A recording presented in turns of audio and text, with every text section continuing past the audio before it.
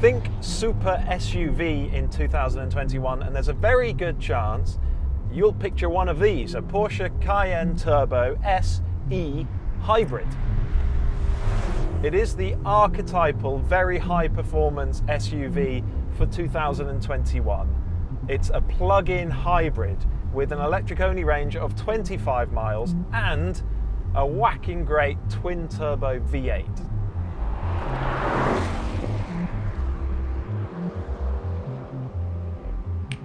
Remember to head over to PistonHeads.com after watching this video to research and buy your next car. This car is bang up to date. It's got masses of performance thanks to a combined power output of 680 horsepower, and it can slip through town in near silence, emitting nothing from its quad exhausts. It sounds pretty good too, in that sort of farty, woofly turbo V8 kind of way. I quite like it. But this thing is brilliant to drive.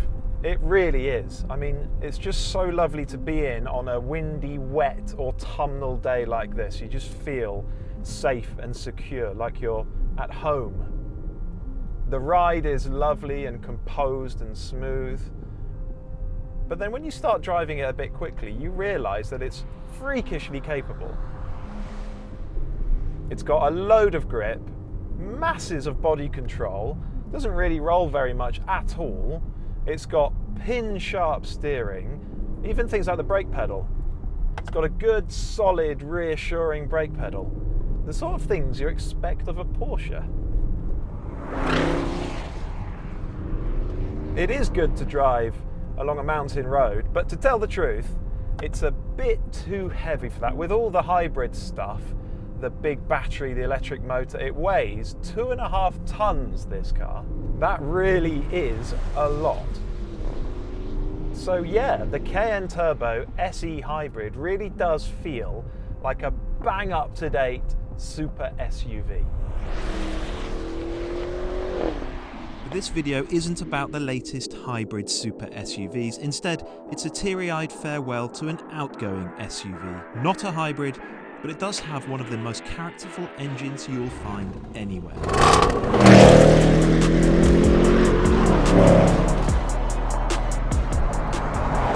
Yep, this video is actually a farewell to the Range Rover Sport SVR. Not necessarily the most gifted, very high performance SUV of the last few years, but definitely one of the most characterful.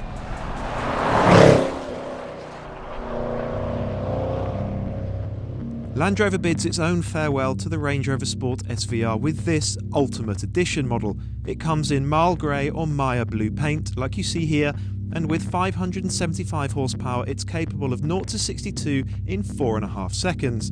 Its top speed is 176 miles per hour. Costing £123,900, it's £8,000 cheaper than the Porsche before options. The Range Rover Sport SVR has been around since 2014, and though it's been facelifted since then, it is now ready to be replaced by an all-new model. We think that'll arrive towards the end of next year. When it does, it probably won't use this old warhorse of an engine any longer. We know the new Range Rover ditches the AJ133 supercharged V8 for a more modern twin-turbo BMW V8. I've enjoyed this engine, whatever car it's been fitted to.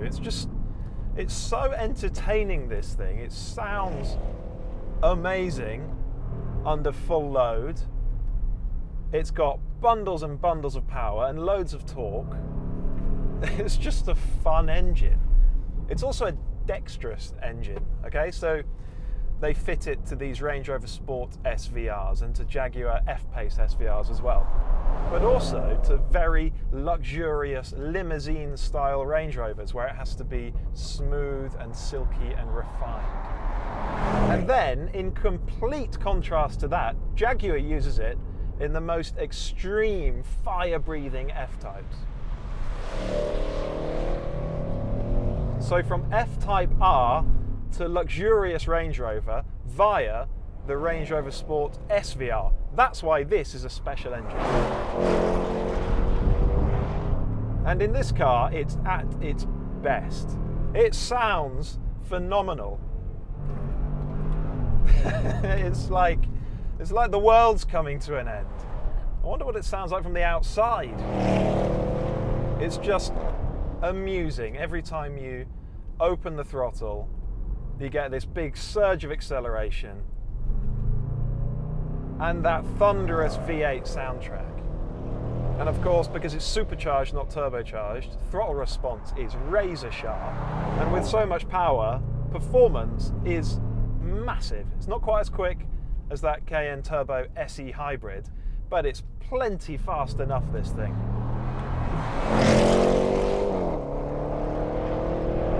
Of course, this Range Rover Sport SVR is not a hybrid. It's not a plug-in hybrid either. And so it doesn't have an electric-only mode. It won't slip through town silently.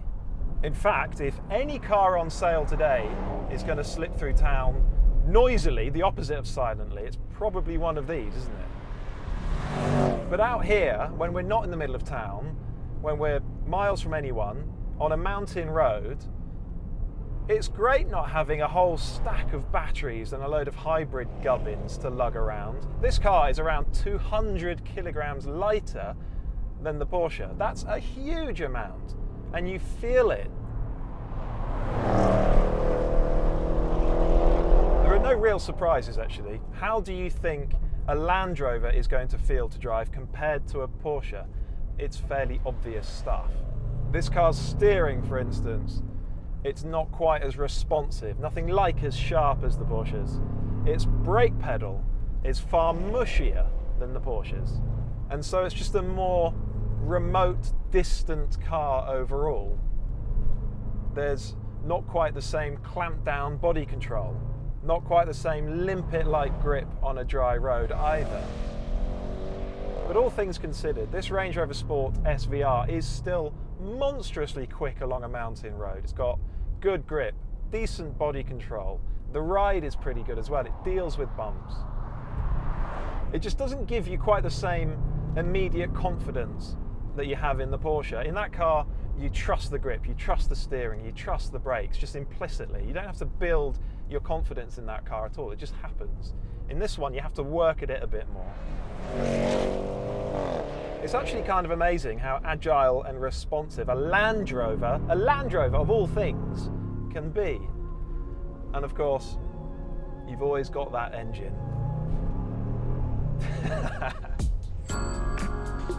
We'll miss cars like this when they're gone. So farewell, Range Rover Sport SVR with your wonderful supercharged V8. You've kept us amused for years.